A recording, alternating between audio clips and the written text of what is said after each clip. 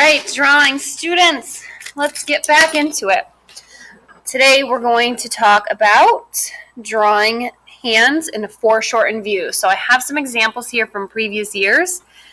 They're not the neatest drawings, except maybe this one, but they serve the purpose. So foreshortened, we know that means something's coming at us at a weird angle. And things in foreshortened views are very difficult to draw. So we use the grid technique and tool to help us draw our foreshortened pen portraits accurately. Now we're not using the grid tool or technique anymore. You're going to have to draw these things on your own using your brain. So we're going to talk about a few tools that can help you. Negative space. We talked about in the last video, negative space helps you draw more difficult objects. So the negative space I'm talking about when I'm looking at my hand would be this V shape in between these two fingers. This shape here is a negative space. These fingers are at a very weird angle. What helps me get them in the right place are drawing these negative spaces here. Same thing here. Some negative spaces here that are going to be difficult will be helped with the negative space. The most important tool we're going to learn in this video is how to use your pencil to measure angles of things. Your wrist is going back at this angle, your thumb at this angle, your thumb at this angle. So I'm going to go ahead and start one. I'm going to hold my hand where a finger is pointing at me in a foreshortened view and hope that it doesn't move too much while I draw this. So I always start with the most basic shape when I'm drawing something, always the easiest and most basic shape, and that is going to be the palm of my hand, which is somewhat square. Ooh, and it's really hard to see. I have to draw kind of dark, which I really hate doing. All right, so that is the palm of my hand. It is a rectangle, and it's going in the right direction. The next thing is my wrist.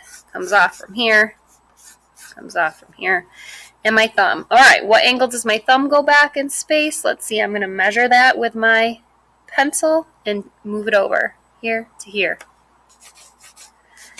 All right, then my thumb comes up at this angle. I can measure here. Now, that looks like a straight line, so something I did is wrong. I can always compare this way,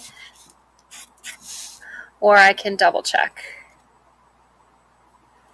this way. All right, the next thing I'm going to look at is a negative space here in between my thumb and the palm of my hand. I'm also going to measure the distance. So my thumb breaks the palm pad of my hand a little lower than halfway. So if I make a mark halfway, I know that my thumb comes out a little lower than that. And it's really short before it starts going in that different direction. Okay. So I'm going to redefine some of those edges I've made. That sharp angle I had was a little too high. I'm going to bring that a little lower. All right. This works for now. All right, so my fingers, there's 4 of them. So instead of guessing how wide my first one is, I'm going to divide something in half. And it might not be perfectly in half, but pretty close to in half here. My first 2 fingers are a little wider than my second 2, so this space is a little larger than this one. And I'm going to make a mark where these 2 fingers separate and a mark in the middle here for these 2.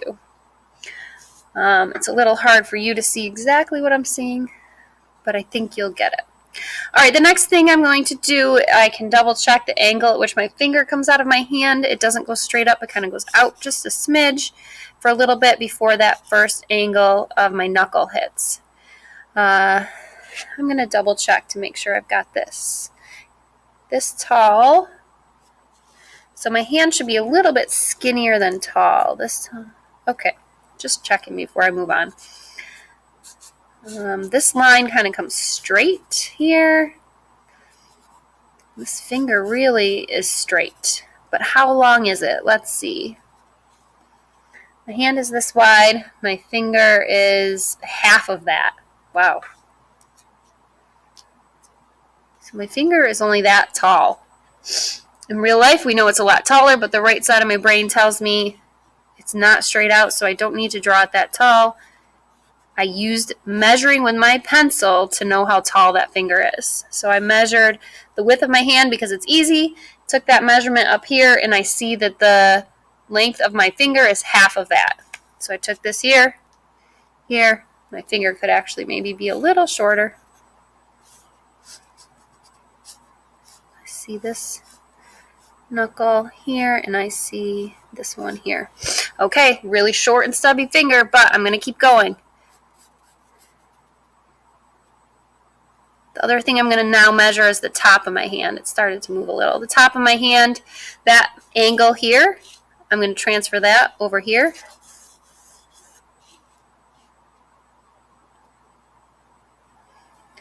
Okay, that's going to help me place the top of everything.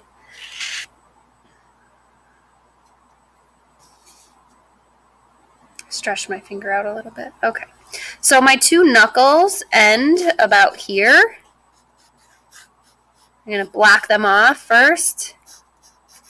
And then my pinky comes out a really, really weird angle. Sticks out a little bit further from my hand. It's got quite a curve to it. The other technique you can try, and we do this one to see value sometimes, is squinting. Sometimes I'll tell you squint like you need glasses to look at value to see if it's correct. Right now what I'm doing is squinting to see a basic shape. If I squint in my finger, I see value better, so this finger just looks dark against white, and it helps me see the basic shape of it without looking at the details. And what I have here is pretty accurate. I'm going to leave that. Close enough. I'm going to double check the negative space here. That's going to help me set up these two fingers in the center. They're going to be hard to draw. This negative space looks accurate. This negative space looks accurate. And then I see the back of my knuckle here and here. I have a little tiny negative space in here.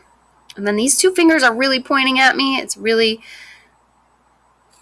awkward looking, but the front of this finger is over here, and this one is over in the middle of this finger here. So that's my fingernail coming back this way. My fingernail here coming back this way. I see a little bit of a curve here. Here, and this just needs to be bigger.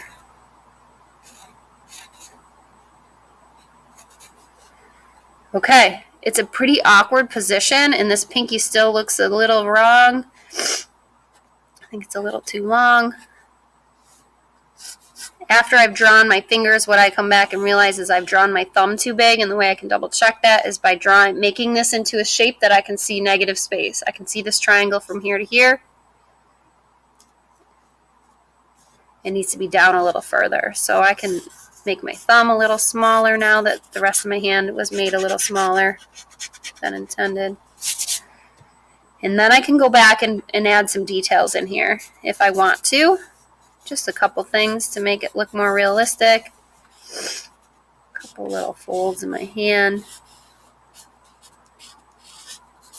And in my wrist. And there you have it. So this is a hand drawn in a foreshortened view. Drawing fingers pointing at you can be pretty difficult. You're going to rely on negative space. You're going to use your pencil to measure angles. You can also use your pencil to measure lengths. Like I did here. I measured how wide my hand is versus how tall my finger is. You see how I set it on top of my finger here when I measured the length of my finger. Okay, it's not the most beautiful drawing of my other ones, but it's accurate enough, it'll work. This is what you're going to do. I'd like you to try 2 drawings of your hand in a foreshortened view.